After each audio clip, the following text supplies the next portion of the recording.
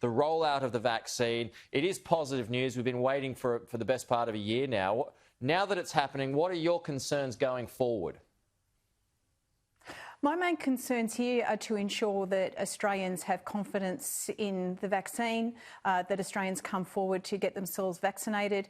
And I think what we've seen in recent days with Facebook withdrawing news from Australia, I think it has shone a light on the potential for misinformation to proliferate on the internet, which would be a very grave thing at a time when we want Australians to come forward and be vaccinated. Well, that allows the anti-vaxxers to run rampant, doesn't it? They're already doing that, unfortunately, in a physical sense, and we know that that was happening even before Facebook withdrew its news. But I think some of the analysis has been very telling, both before and after news was switched off. Prior to that, there were some strong arguments that this could make a very less compelling platform because it would be proliferated by fake news rather than official sources.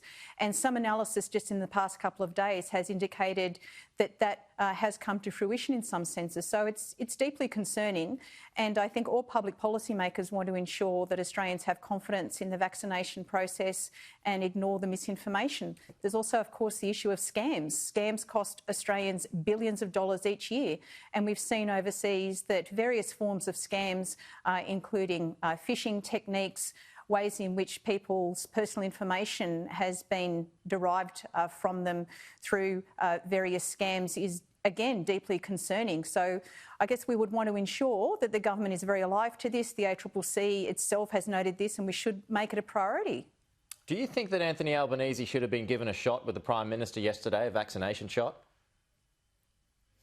Well, I'm sure he's prepared to have his shot in line with everyone else. I saw reports that the Prime Minister was looking to have a shot at the same time as Anthony, but I don't think he's concerned about the timing in particular. I mean, we'll wait our turn like everybody else. It would have been a good message, though, don't you think?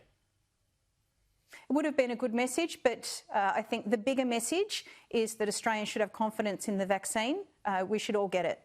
Just still with Anthony Albanese, just on Newspoll today, he's dropped 3 points to 26% favourability, long way behind Scott Morrison at 61. You must be concerned about that.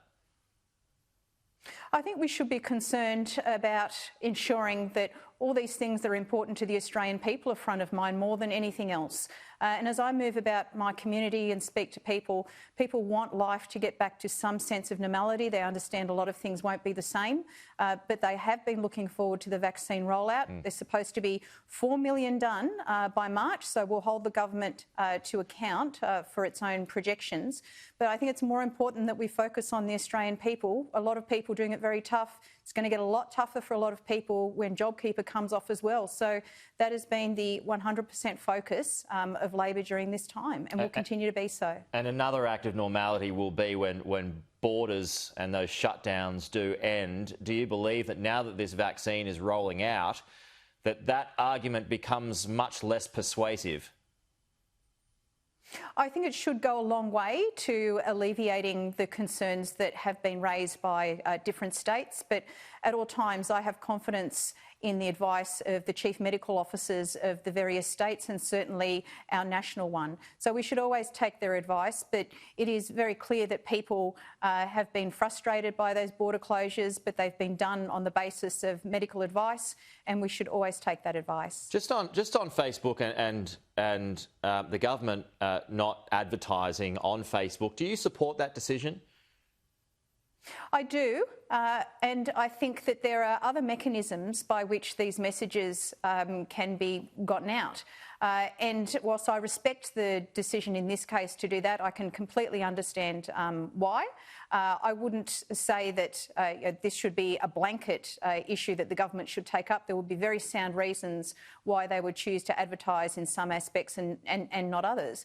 But as I pointed out earlier, it is unfortunate that this has come about at a time when we're in the midst of a pandemic. It is unfortunate that there are so many people who will unfortunately fall victim not only to misinformation but also to scams during this time as well.